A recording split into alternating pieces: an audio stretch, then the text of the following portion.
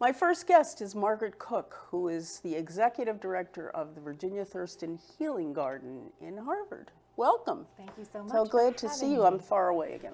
Can I move over? I can move over a little bit, right? So, how many years has the Healing Garden?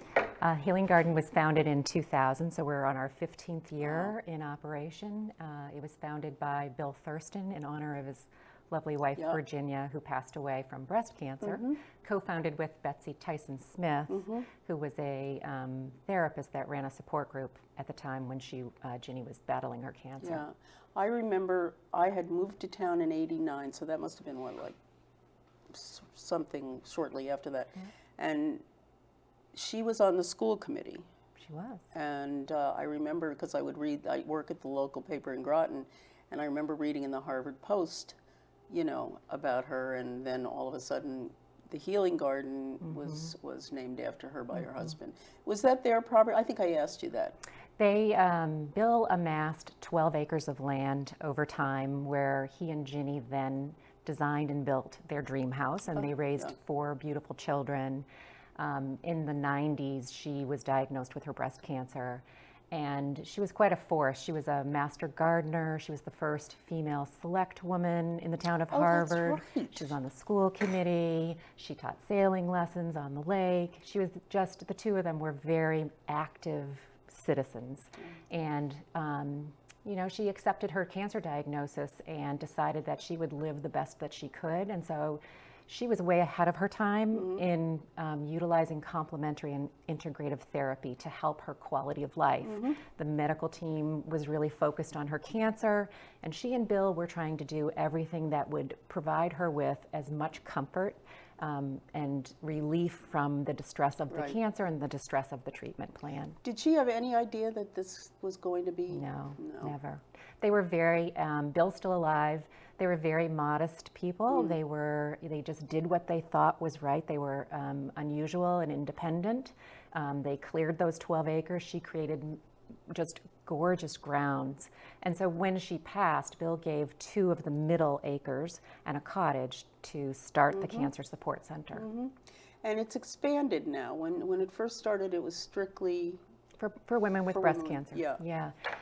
It grew very quickly from 2 or 3 therapists and a few clients to many, many therapists and clients. We have 35 associated credentialed therapists, not on payroll, but who agree to work with us and to provide 50% of their work pro bono so that we can make it affordable.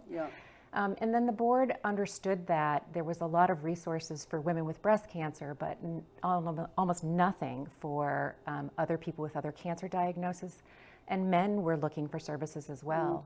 So in 2012, we expanded the mission to include all those facing cancer, regardless of their cancer diagnosis, their gender, and remained true to regardless of financial limitations. So we fundraise our entire operating budget because we don't get state or federal government funding.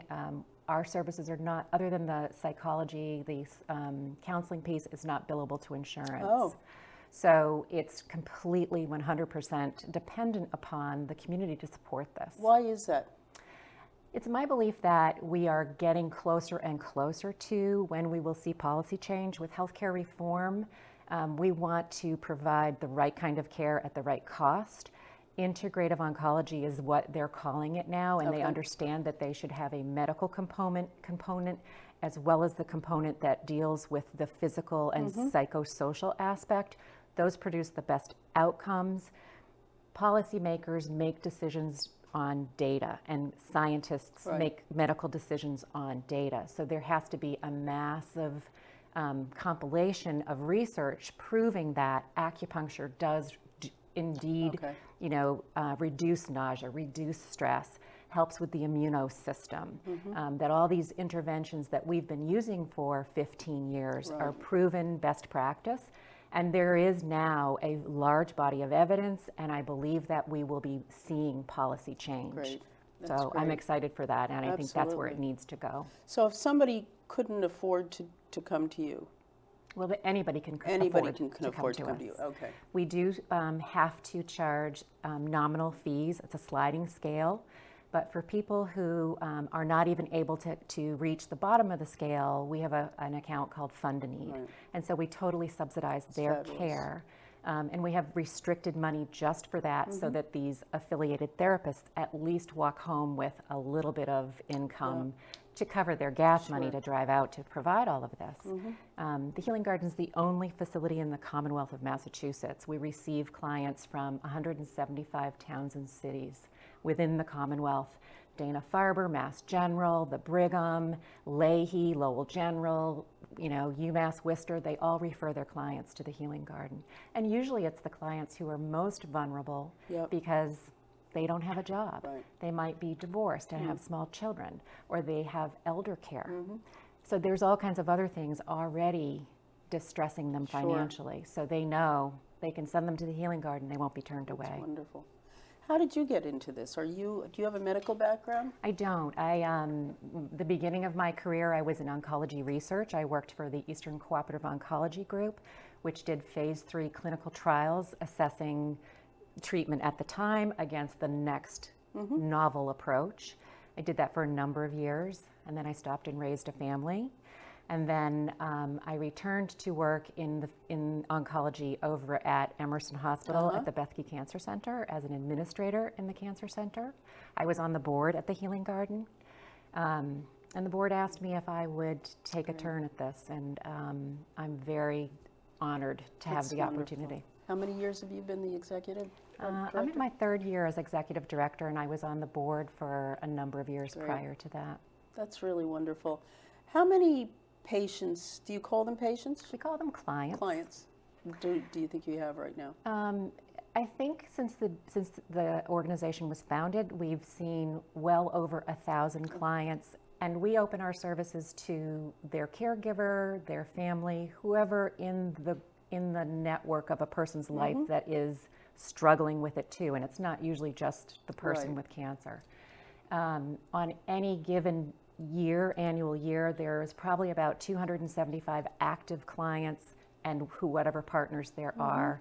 Some people come once a month just for support groups. Some people come every week and they have an individual body work with a therapist on a one-to-one basis, and then they might join in on a journaling class or an expressive arts class or a movement class. So there's all kinds of degrees to which people partake in it. But it is truly a community of support. That's what we say that we have, and that's what the clients tell us is so cathartic for them, that they're in a safe place. It doesn't remind them of the hospital, the medical arena. They meet other people, they learn from one another. And these therapists that we have are so incredibly gifted and passionate and compassionate about this population. I have a feeling that Linda Hoffman might somehow be involved in this. She is. Yeah. She is. We've often talked about having our Healing Garden clients go to Old Frog Pond Farm and do, a day with their families raspberry picking. She's a wonderful supporter and has been involved at the Healing Garden. No art? Doesn't teach any art? She hasn't. We have had, we were very fortunate for a number of years to have a Kohlberg Family Foundation grant. We had an artist in residence. Her name is Candace Anderson. She did beautiful work, and she was there full time, and it allowed the Healing Garden to take all of our best practice, and we took it into the Fitchburg-Leominster area, where we took that to the hospitals in those areas, to the more underserved and who didn't have any programs like we had, so that now there's the Simon Hurd Cancer Center, Complementary Cancer Center, modeled after what they learned from the Healing Garden. Wonderful. So she does a lot of art classes, and we have a number of other therapists that do as well. It's one of our most popular. Come in and do some Indian things. Hill actually joined us a number of years ago. One of the ways we try to be creative about creating some revenue streams to help support the budget. And there are concerts in the garden once a month. That's what I thought. And Indian Hill artists are a big part of that. They come perform for free. We invite the public, and the public will make a small donation if they can to come sit on a Sunday afternoon, and it's a wonderful collaboration in the community. We have 2 minutes left. I just want to talk about your fundraiser in September. Sure. So we're having our inaugural Ride to Thrive. It's a metric and half-metric century cycling ride through scenic Najoba Valley. Oh. So a bit of a challenge with lots of hills.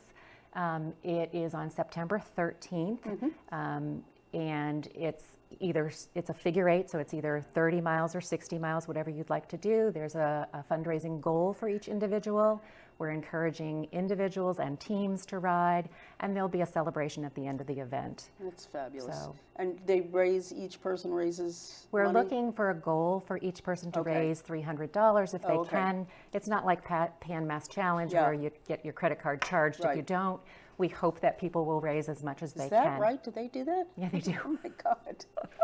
I didn't know that. They do. Wow. So, that's a huge event, and that goes to research, and that's very important, but it's really important to support those people who have cancer and really need this really vital support that we can provide them now. How do people sign up for that?